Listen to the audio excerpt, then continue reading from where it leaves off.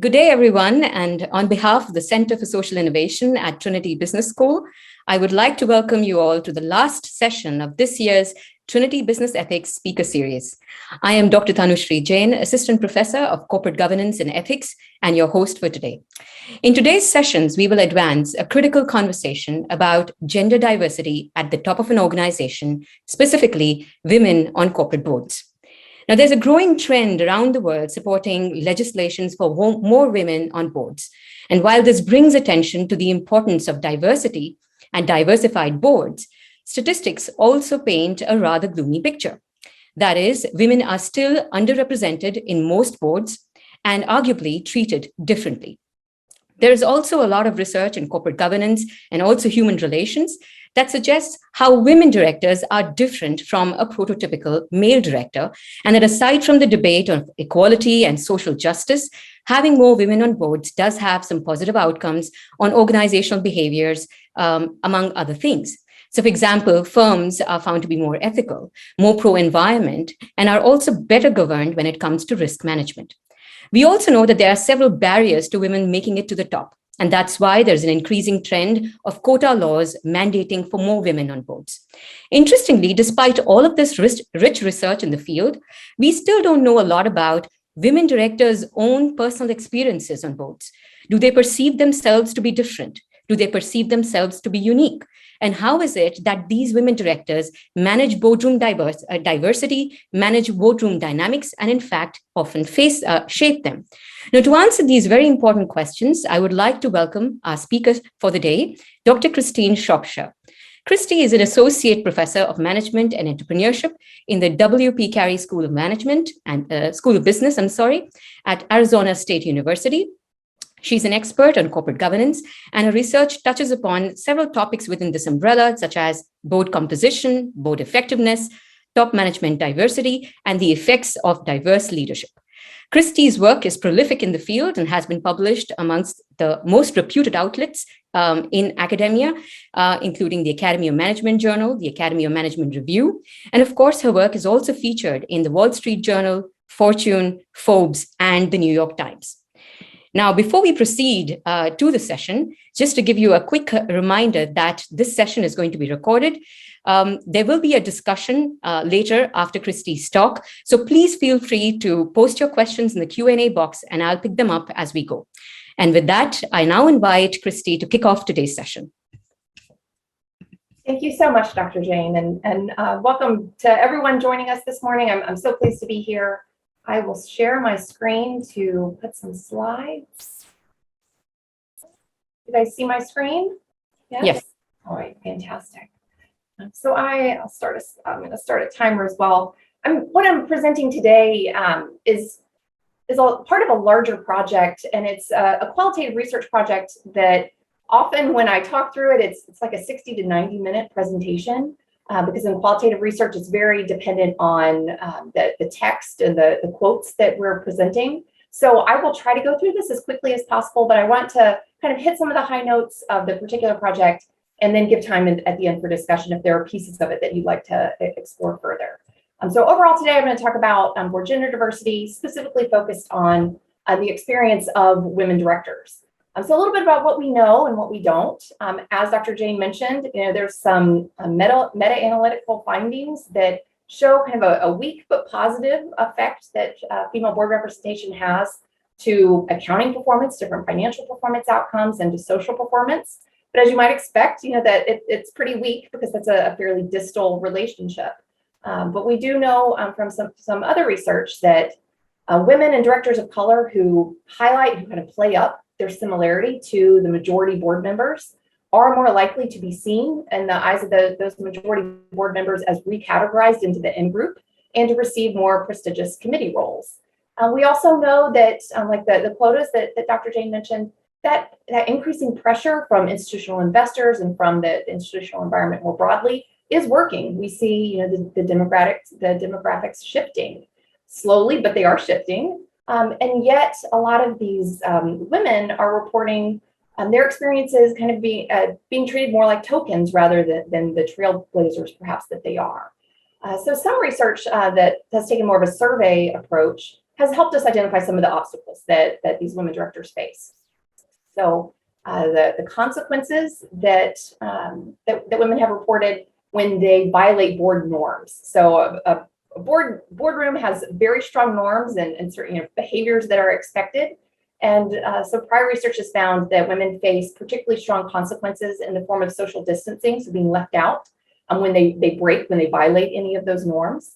That women need to employ influence tactics, so things like ingratiation, that they need to employ those behaviors with particular deference or submissiveness in order to be able to enable and access any of the benefits that men directors are able to through the same behaviors.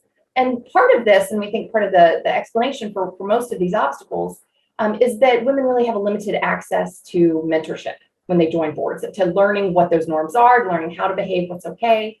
So really overall, these studies help us see that there are certain positive outcomes to board gender diversity, but a lot of those are at the firm and the board level.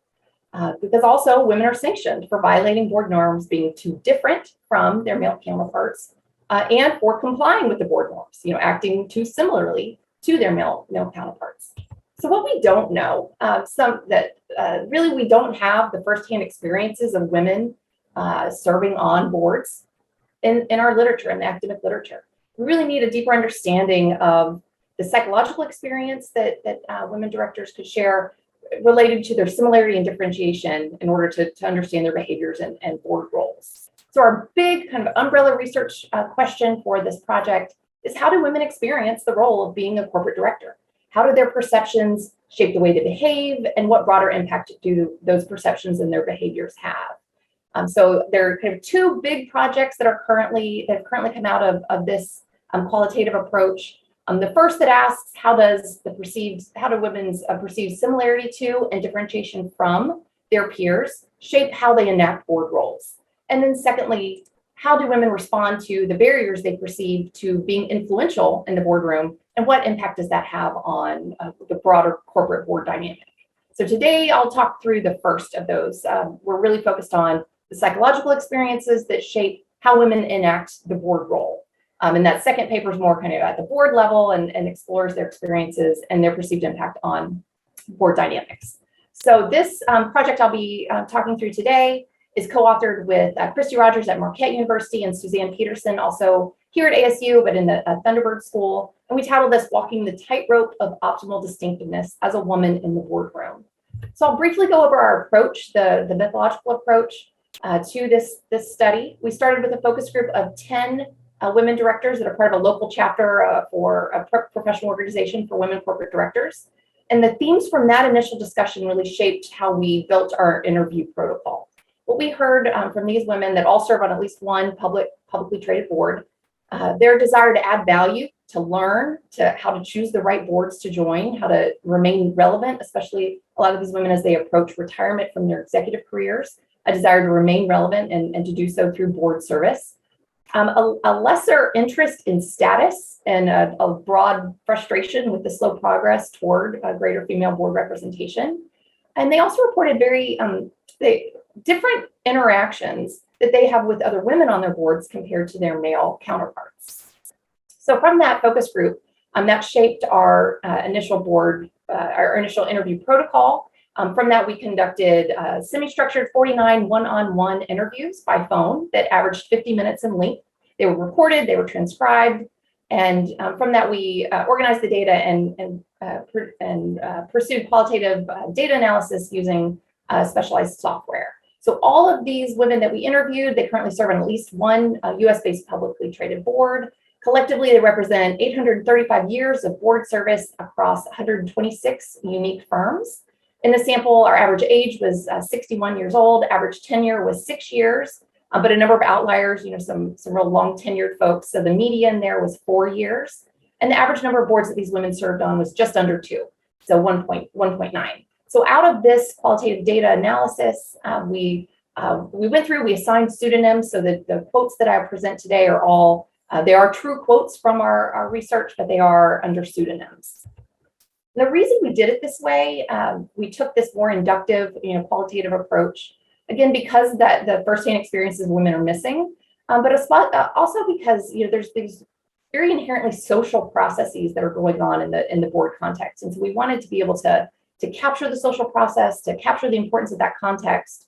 And to do so, we use this open axial and selective coding process where we go back and forth throughout the time that we were conducting those 49 interviews, where we would look at our interview protocol, see what kind of codes were emerging, what kind of themes were emerging. We started out with 51 codes that we identified.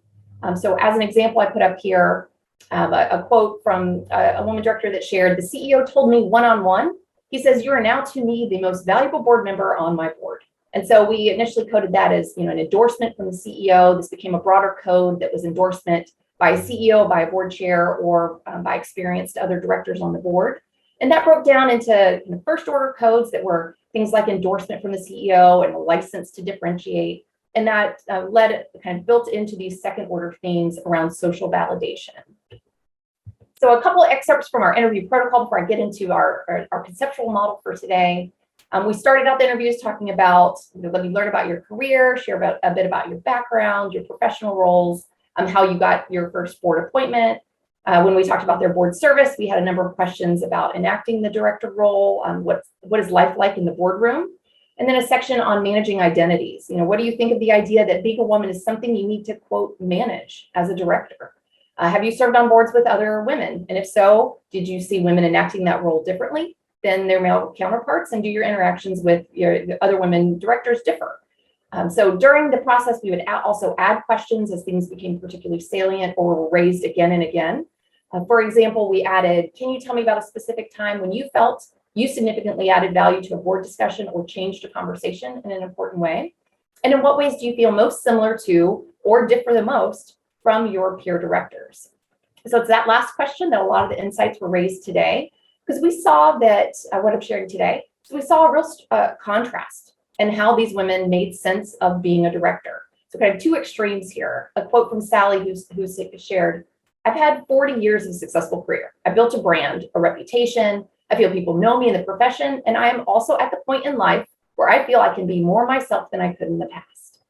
And this is contrasted by another example where Connie shared, "If you look at my bio and my net worth and the business side and growth and all that, it probably comes across looking bigger than I feel it really is. I still feel like the girl with the startup business. I still relate to people as if I'm the girl with a $500 investment in a startup."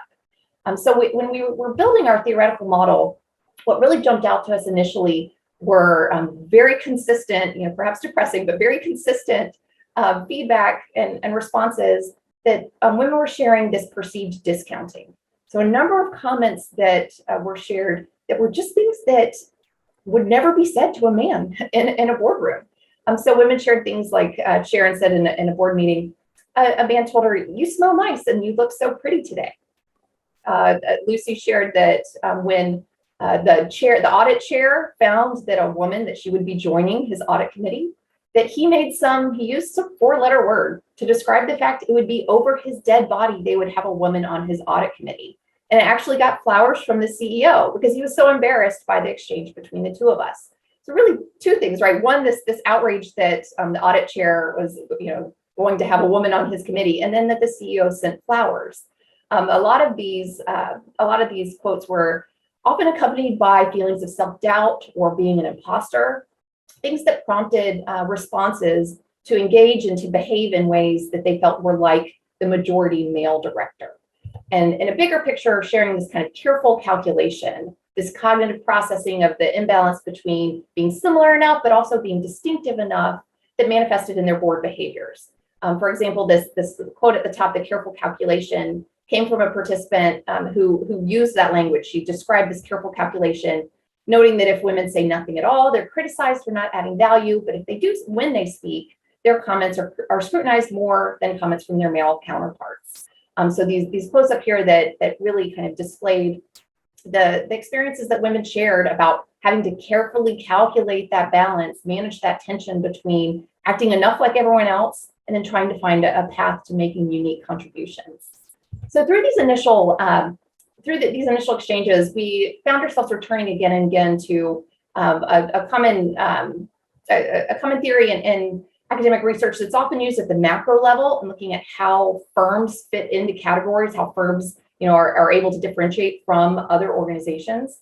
And optimal distinctiveness theory talks about this fundamental tension between our needs as humans to be validated, to be similar to others on one hand, but also this countervailing need to be unique and to be individuals.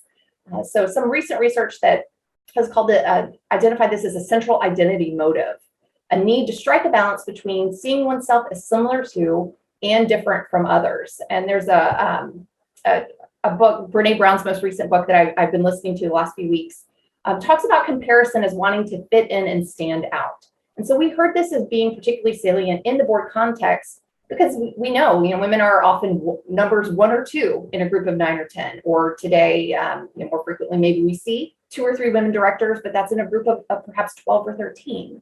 So alongside the context that firms are expected to increase their gender diversity, women are expected to bring their unique experiences, themselves, their contributions, but they face barriers in the wanting to fit in, to being similar to the prototypical director. So this is our conceptual model. Oh, I have it all, so it wouldn't be shown up in pieces, but this is the conceptual model that that I'm going to talk through today, this theoretical model that summarizes the psychological experience and the accompanying behaviors as women directors try to contribute to boards in ways they perceive to be increasingly distinctive.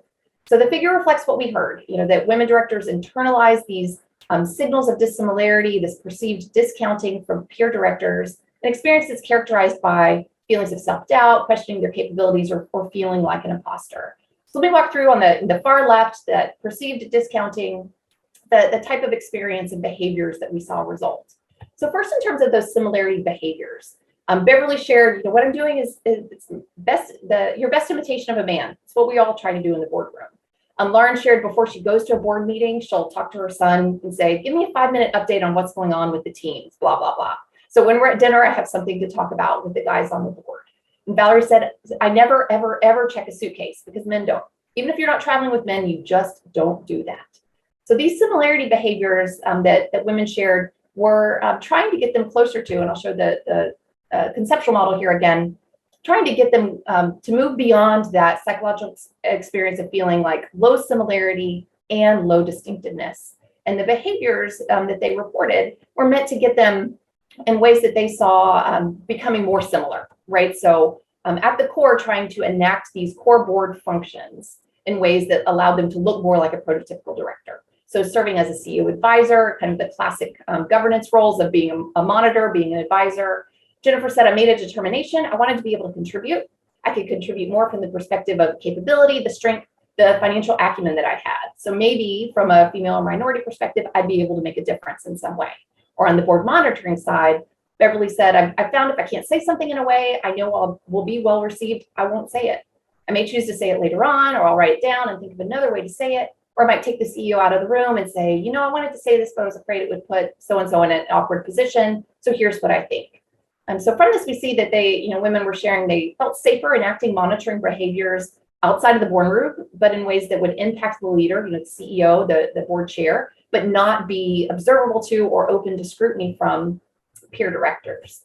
So that kind of encapsulates that far left path of how the perceived discounting, the ways women would respond to that in ways that allowed them to advance toward more achieving not only moderate similarity, but starting to work toward feeling like they could also be be making their unique contributions. And so the primary mechanism through this, the way that second path begins, is with social validation. So Jennifer shared what this looks like for her. It would be somebody saying, let me pick up on the point Jennifer made. Let me expand on that. I think what Jennifer said is a good thing for us to discuss in further detail in an executive session. Comments like that. And also, I've had 2 of my fellow board members ask me to sit on other boards. And I guess ultimately that's the best compliment. So this idea that they are being able to feel socially validated in a way that will allow them to no longer feel that they were not similar at all to that prototypical director, but feeling like really they were in a place more moderate, being able to manage that tension toward moderate similarity. And Glinda shared, the funniest thing kind of happened to me last year when the CEO asked me to go down to one of their plants. After those meetings, after I worked with them, he told me one-on-one, and this was the quote from earlier, you are now to me the most valuable board member on my board. I felt very accomplished. That was 4 years in the making. I didn't know how I was going to prove my worth. So in enacting a particular identity, often we tend to watch responses from other individuals, and we'll perceive the positive responses, that social validation, as signals that we're appropriately enacting the identity. And so here what we see is, rather than that validation leading to simple reinforcement or repetitive behaviors, we saw this as a license to differentiate, or a readiness to differentiate. An achievement of that middle path of feeling moderately similar enough, yet still low on the distinctiveness side. So in that readiness to differentiate, Renee shared the attention to collaboration, the forthrightness, the concern, the attention to corporate culture. As one of the board members said to me, gee, you just ask questions I would never think of. And that's what you want in the boardroom. You want all kinds of diversity, because that's your job, to ask questions that someone else didn't think of. So in this line of coding, we heard more positively framing of their differences, kind of the early differentiators that were often focused on board processes, which the data suggested were perceived as especially central to board function and the contributions by women directors. So the processes that we heard about in that second path were ways they felt like they could enrich process through two main roles, these informal roles of playing devil's advocate and being a big picture visionary. So these more differentiation behaviors, more process focused. Women would share that they felt safer. A particular effective way of playing the devil's advocate or challenging the minority would be in asking questions.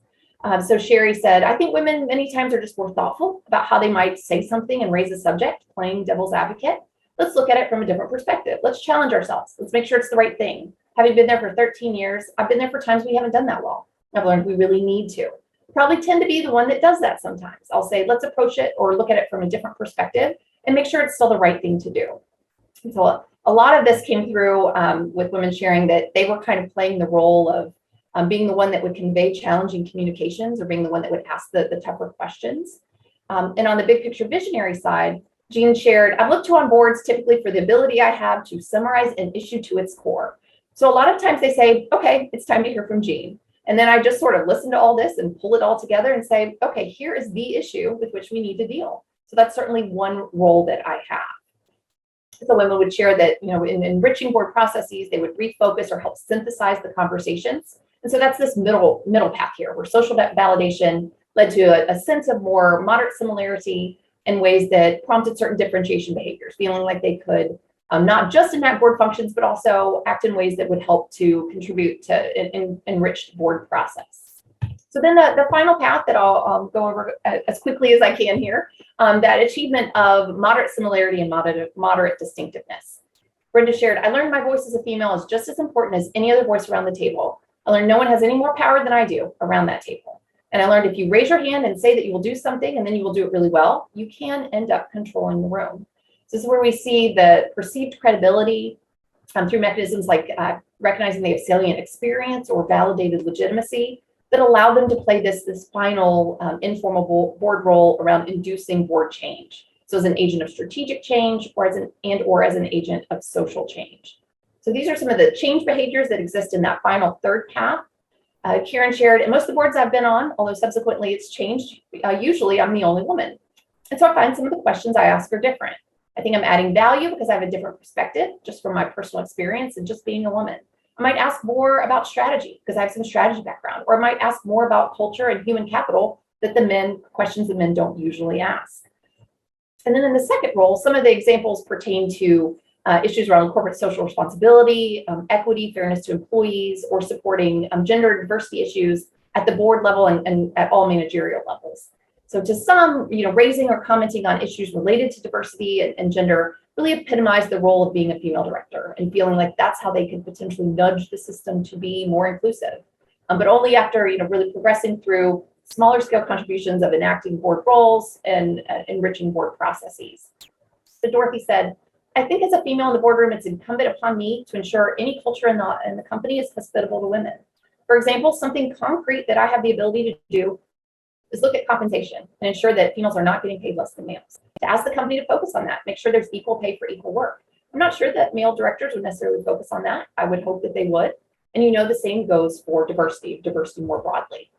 So I'm returning to the model here. I want to talk through a few implications that we see out of this study for research and for practice before I return and open up for questions. So some of the implications for board gender diversity research more broadly. We feel that our findings help provide a deeper understanding of how women, their cognitions and their behaviors in the boardroom, how those impact the way that they perceive and navigate making contributions. Our data suggests that the way that women offered contributions in the boardroom through enacting that base, formal board roles of being an advisor, being a monitor, and then enacting more informal board roles were associated with the board process and strategic and social change. So when participants described this feeling of perceived credibility, they also described the likelihood they felt they could contribute in ways that were both heard by other board members and were unique from the others' contributions. So perceiving that the potential for diversity to really significantly improve the board was actually realized.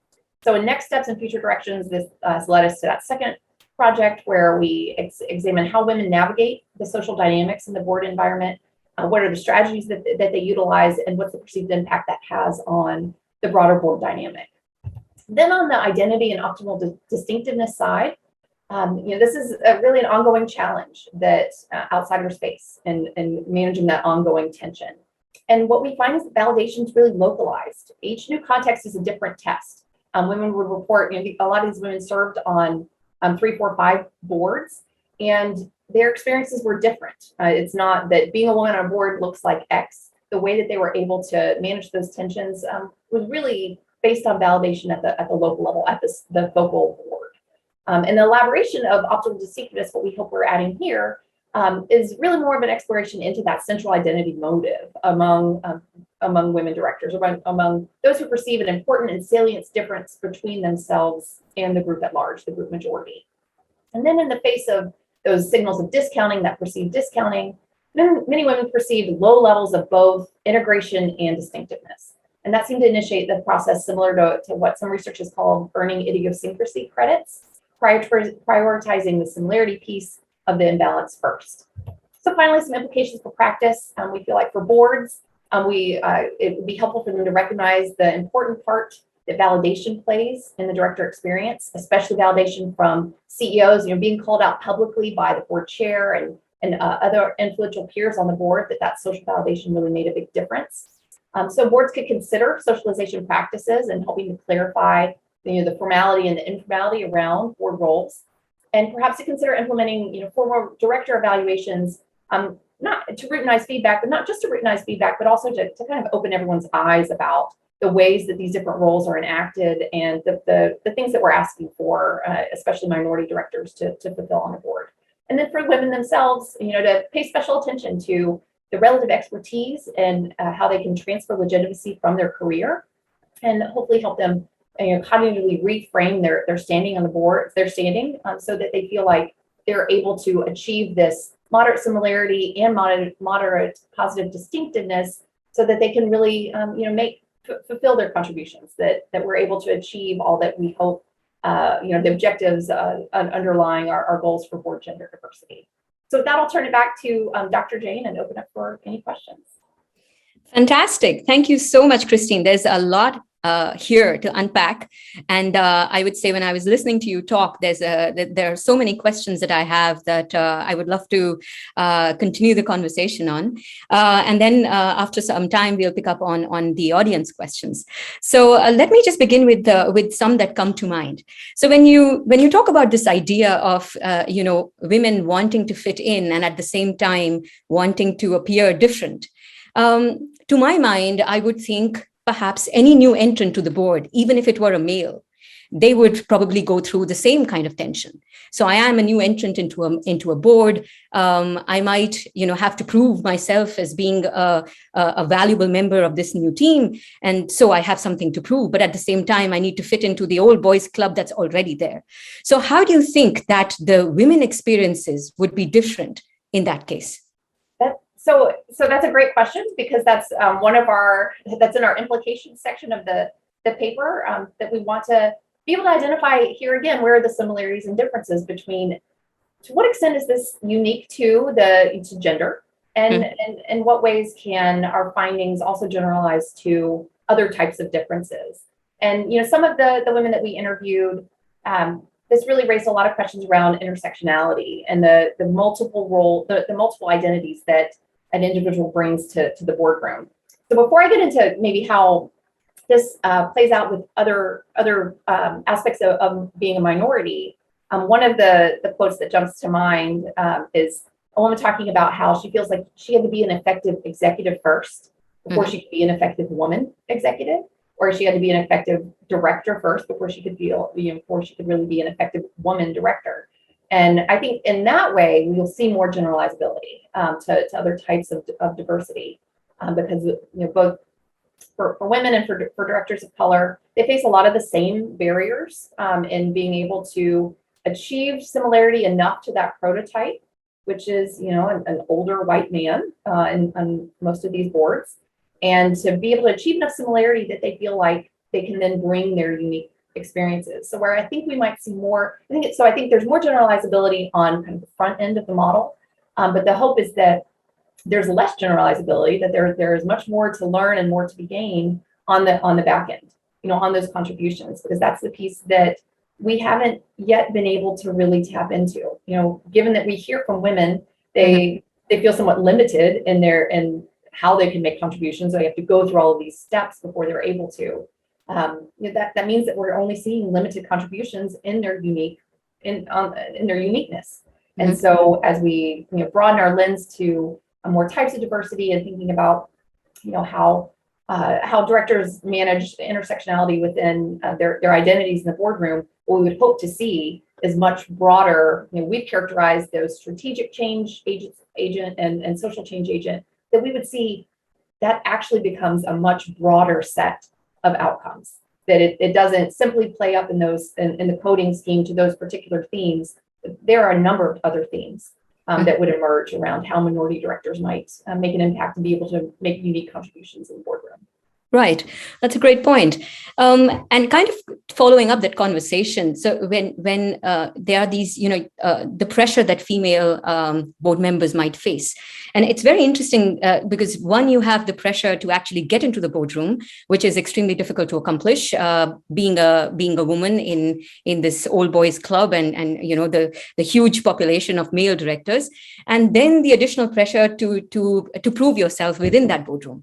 I'm wondering, to what extent in your observations and interviews with these women directors, do you think that industry specifications play a role? So for instance, if we look at, more traditional masculine industries, so let's look at like finance, engineering, heavy machinery, even technology for that matter, would women perceive the role the tension to prove themselves be way more in these kind of settings, as opposed to industries which are far more, consumer-centric, where you would find, the need for women directors to be there purely from a business perspective? So did you sense from your interviews these industry specifications play out in the extent of tensions being faced by women directors? That's a great question, because the two ways that I want to answer it. One, no, there aren't differences, but because there's going to be a no and a yes, but the no is because a lot of the executive experience that women came from often correlated with the boards in which they were serving. So I remember one interview with a woman that, her background, she was an executive at an oil and gas firm. And so as she joined boards, a lot of her boards were, she was retiring from her executive career. A lot of her board service was in that industry. So she didn't feel that she faced any additional barriers based on that being, a traditionally or, kind of stereotypically masculine industry. So a lot of the executive experience that women have when they are joining boards often leads them into those boardrooms and feeling like it's not particularly more of an outsider because of their industry experience. But also, yes, because there are also correlations between the functional background that women came from. And so, we see a lot of women coming from, say, marketing backgrounds, and they're joining boards and asked to play specific roles that go kind of outside the scope of this our particular model, but really interesting connections between being asked that they have this expertise in social media, or they have this expertise in marketing, and it's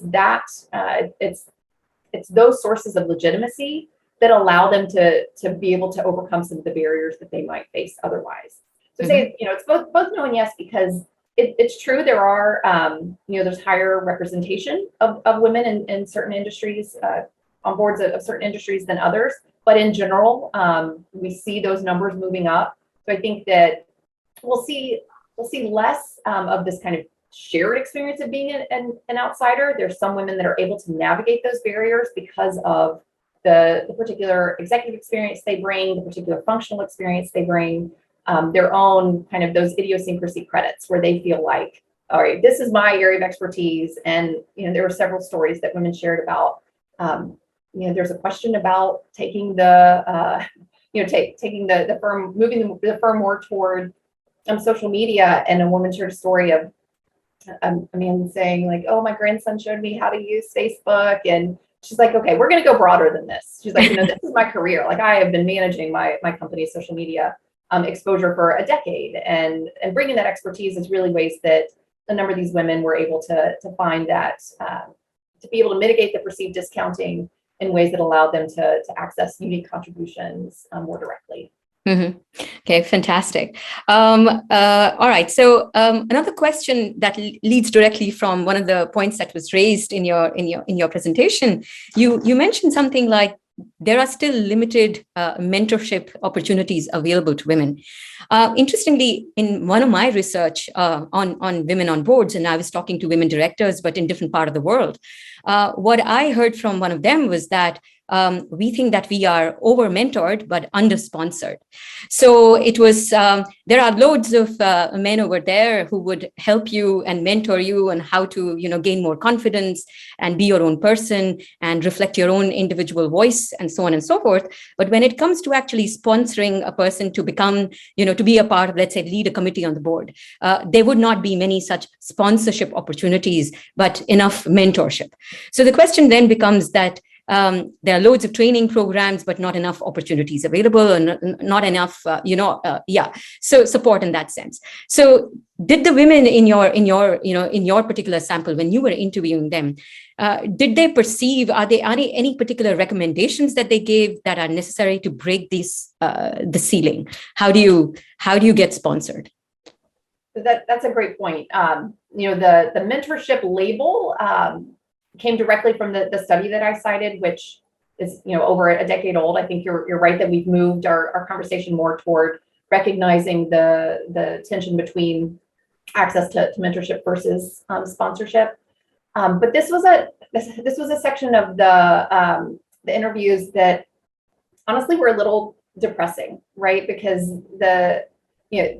some of the advice was a little rote, like you want to make yourself, you want to maximize your executive, be the best executive you can. You want to join these networks and try to break in more groups that might offer access. But that's pretty generic advice, right? Like what are those groups where, sometimes we're pointed to some of the big organizations that are pushing toward greater women representation, but often those groups are talking to themselves, and so it's not really in facilitating access for more women onto different boards. And so it's a challenge that we still face, that practice certainly still faces, and being able to push beyond that, the tokenism, or there's a recent study that called it tokenism, because when boards get to 2 women, they often stop. Like that's not just about having 1 now, it's about having 2. Once you have 2, like that's the threshold, and that's enough.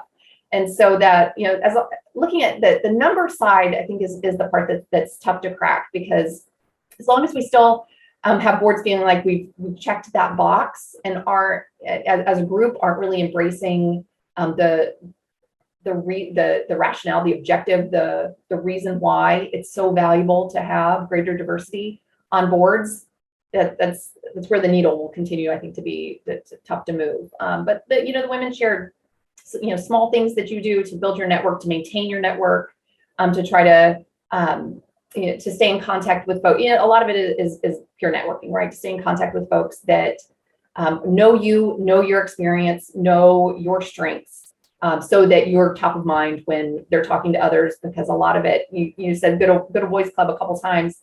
A lot of times that's the challenge is just getting in that conversation. You want to be named when they're saying like, let me think. Oh yeah, Julie would be a good candidate, when the default, we know just psychologically, is to think of folks that look more like them. And so that remains a challenge.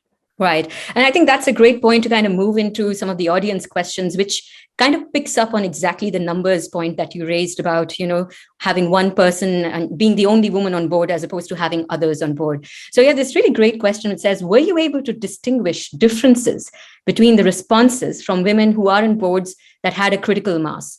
So first of all, what is a critical mass for a board? I mean, there's a huge discussion about, is there a magical number that automatically makes you no longer a minority director on board? But in your experience and in your, obviously, the interviews, did a response come up wherein, there were differences because of the fact that there was a greater number of women on boards as opposed to probably, one or a minority? Or is it your opinion that the distinctiveness or the similarity happy medium that you suggest can be achieved regardless of the number of women on boards? I think it can be achieved regardless, but I think that the curve is probably steeper, right? And so to be on your own, to be truly that token role, there's a lot more, women reflect a lot more on feeling like they needed to enact more of those core functions, right? Really establishing my strength and my ability to add value as an advisor, what I know, who I know, learning how to provide that oversight and monitoring in a way that wasn't offensive.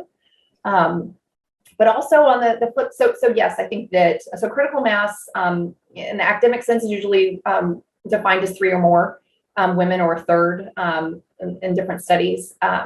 We don't have a whole lot of, as I mentioned kind of offhandedly, but one of the challenges that we continue to face is, as we've seen greater numbers, more women joining boards, we've also seen board size overall increasing. So, where it might have been 1 or 2 on a board of 9 or 10, now, maybe we see 3, and that could check a box of being critical mass. However, the board is now 13 members. And so the actual representation is still kind of slowly increasing. And so I do though want to note that I put this quote on one of the early slides that I didn't read it out, but there's also a flip side to the critical mass argument, where one of the women had shared, and the reason it came up as a theme is because it was shared repeatedly, that when there were 2, 3 or more women on the board, that they had to be very conscious of not spending time with the other women on the board.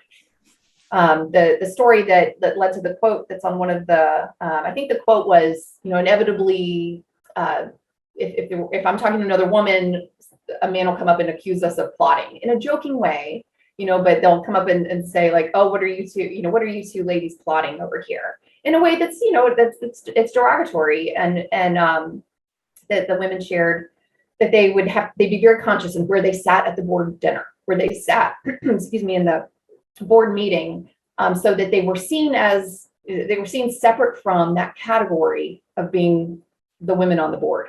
Mm-hmm. So I think as much as we see some progress and recognition that there can be some training, there can be some socialization that helps offset how steep the curve is, whether it's 1 or 2 or 3, whether it's a quarter or a third of the board, that women still face a lot of challenges in being able to be seen as individuals. This is just me, and this is what I am looking to contribute to the board. I don't know if I answered the whole question. Did I miss part of it?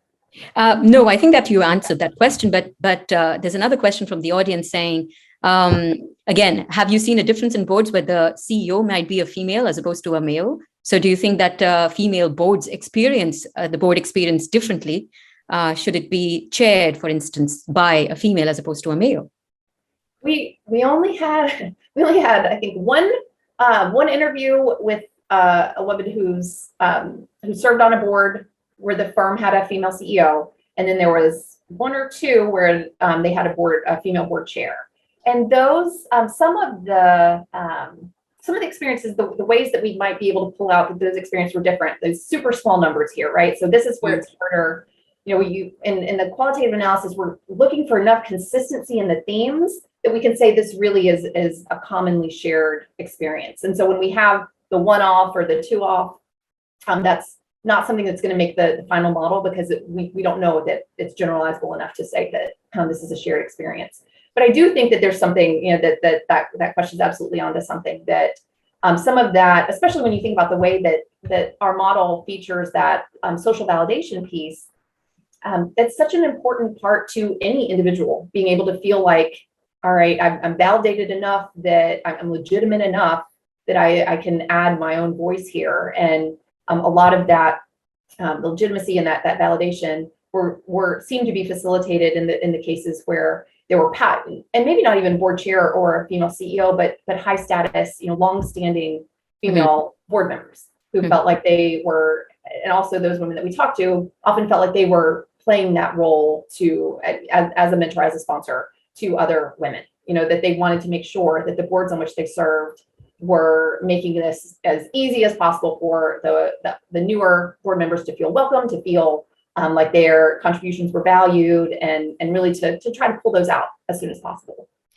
So then would it be right to say that you did not experience in your data set something called a queen bee? So for instance, in some of my interviews that I have, I was running in India, for instance, and also in the UK for that matter, what happened was that there were some women who had made it to the boardroom, who said how difficult and challenging the journey was, simply because the other women who were already there in the boardroom were almost like gatekeepers. So the standards for them because of the fact that these existing women had to really fight through the system and prove themselves, and finally they are well integrated into the boardroom. So they themselves act as gatekeepers, and then the entry criteria for the new women become even higher. So I saw a limited, prevalence of a queen bee phenomenon. I'm wondering if those women who were there on the boards for a longer period of time and, wanting to get other women on boards, was there any sense of a queen bee phenomenon in your data set? There really wasn't. Here we are, we interviewed, 50 women, but they were, I think, really representative of women directors more broadly. There may be the one-off cases of, I made it here and now I'm going to shut the door behind me. But the stories that we heard were very much about, a commitment to trying, and like you said, a lot of these longer tenure, women that served on multiple boards, women that served for a long time, that really saw now part of their role, part of their contribution, and being to help facilitate the next steps for the generation coming up behind them. But interestingly, we dropped this from the model, but your question made me think of it, because there were a few stories that it's like that first path on the left, a handful of women were sometimes very adamant that did not apply to them.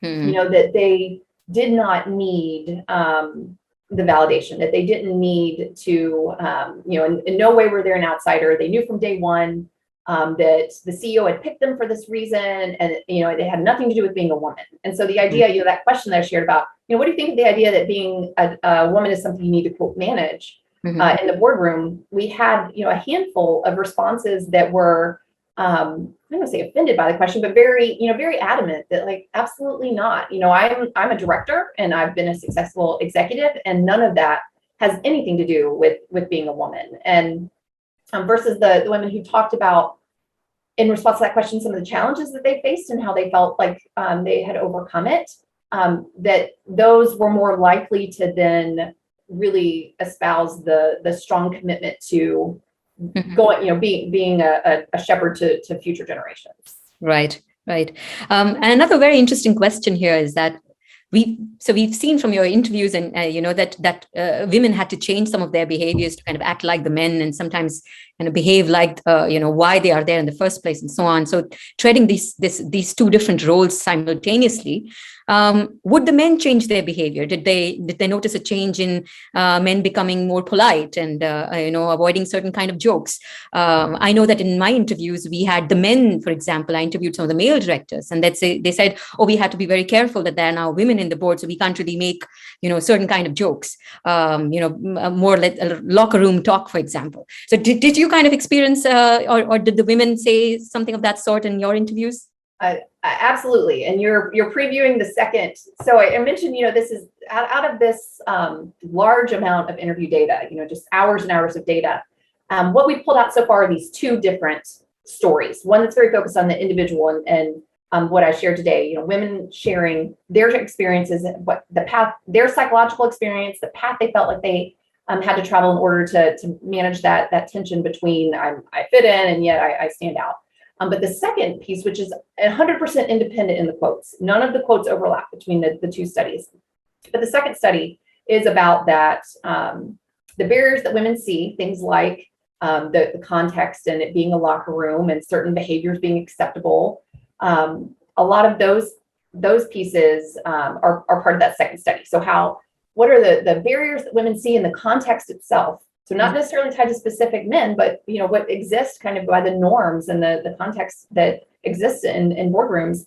What are those perceived barriers to making a difference or to being heard? And then how would women behave in response? And how would those behaviors then shape the board dynamic? And so what we find in that qualitative study is that women do perceive that they, the locker room talk, that these certain obstacles that they face, the way they behave to try to offset those specific barriers, they're often matched pretty nicely, the way it emerged in the data. And then their perceived impact to push the board toward doing a better job at being inclusive, doing a better job at some of its kind of engagement and monitoring, some of the core roles, some of the stuff that might have just, that men were like, oh no, we want to let this pass, we're not going to rock the boat here. That women felt like with this is all from the women's side, right? So this is their perceived impact. Mm-hmm. But what I want to say about this all coming from women is that, their voices are not represented in the literature. All of those survey studies, for example, that I cited at the beginning, those are surveys of predominant male population. And so I think it's really important while talking to the men on these boards to try to triangulate some of the experiences or some of those changes, I think plays an important part. Mm-hmm. But that doesn't invalidate what I see as a real need to get women's voices in the literature directly. Right. Talking to women and when they say, these are the barriers that I perceive, these are the behaviors that I try to pursue and as a result, and then I see this making this difference. I think that that's important on its own.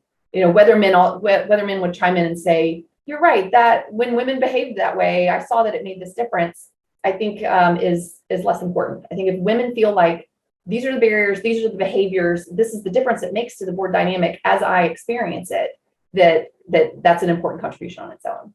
Right.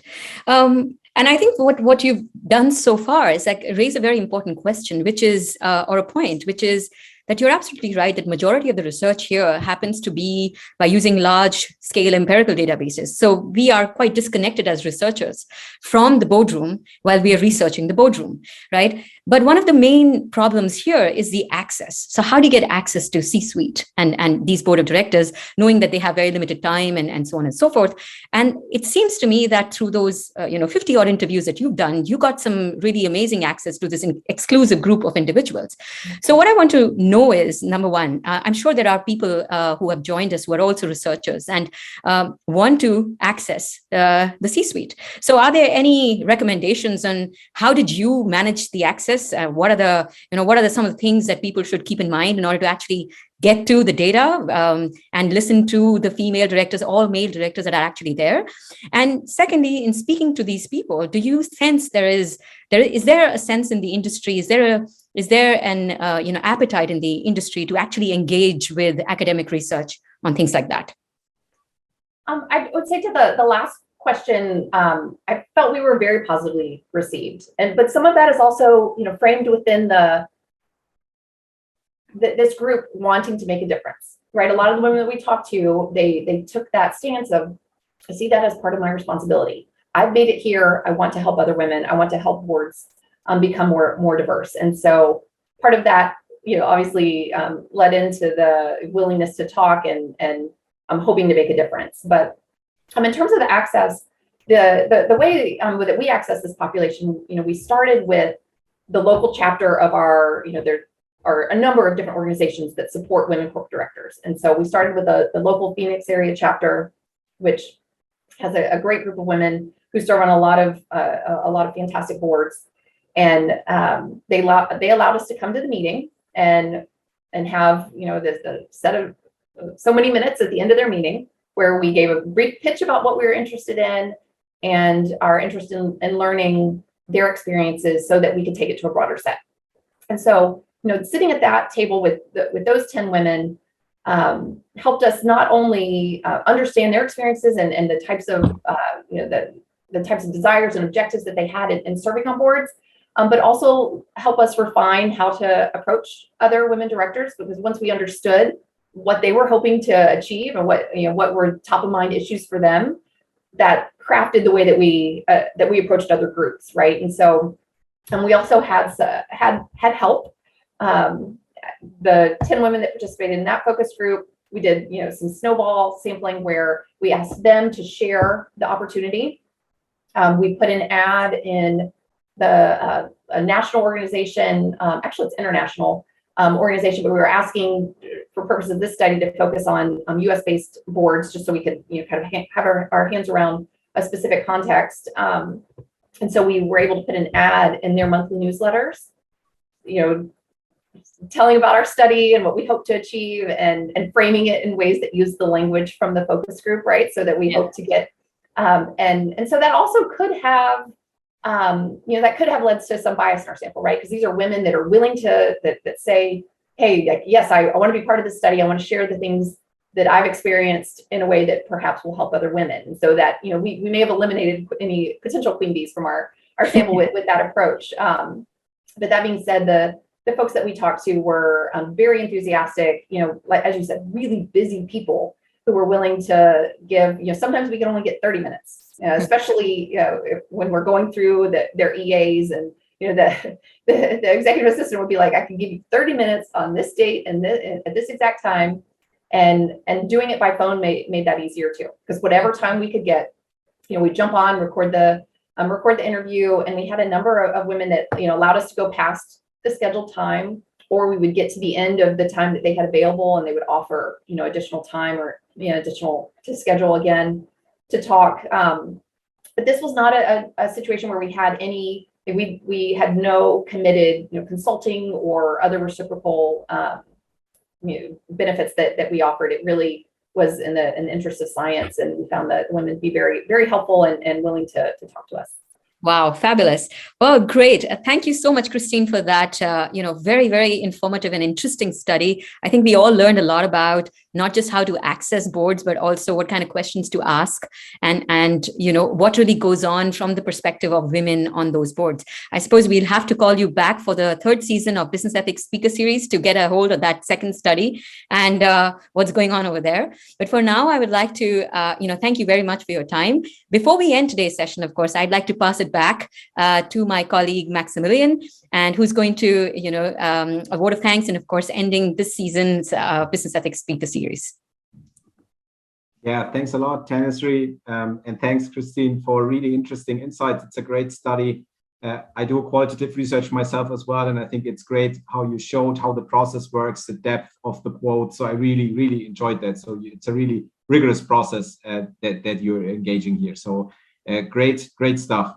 So I really want to take the opportunity here, since this is the last event of the second season, to thank everyone who's joining us regularly for these events.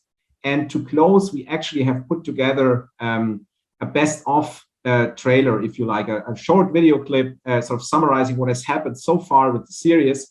And we felt it's a good idea maybe to close this season with showing this clip, which will obviously then also be available on the website. So thanks for attending. You can already look forward to the next season, which will start in September. We are already working on the program.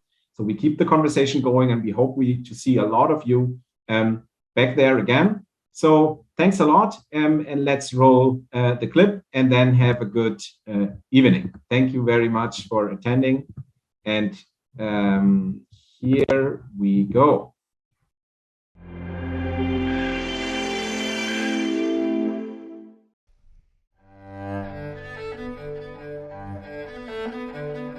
My name is Daniel Milan. I work at Trinity Business School in the field of business ethics.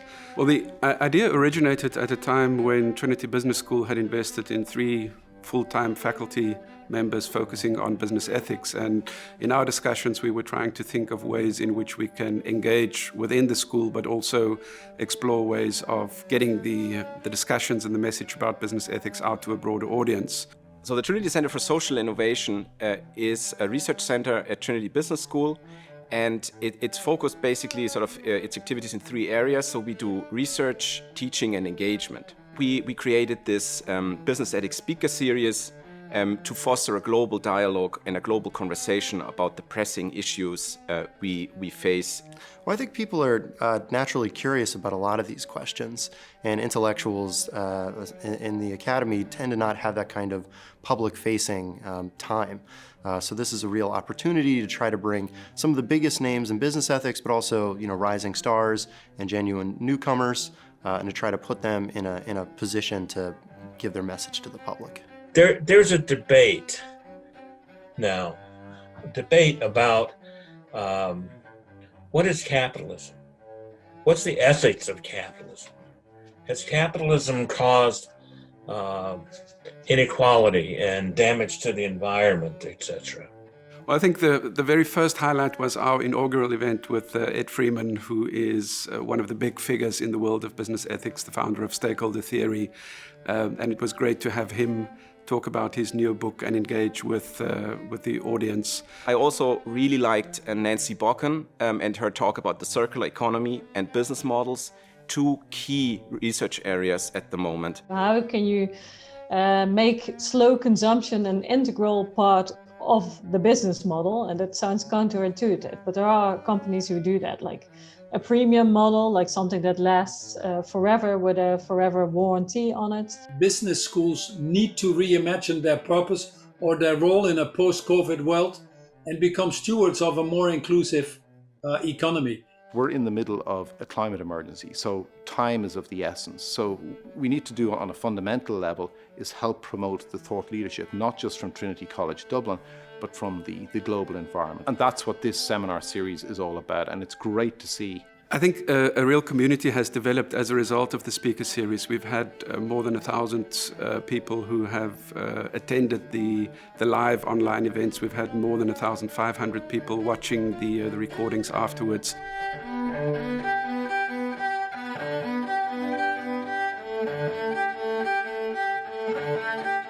We wanted to introduce something in particular in this online setting that elevates the spirit.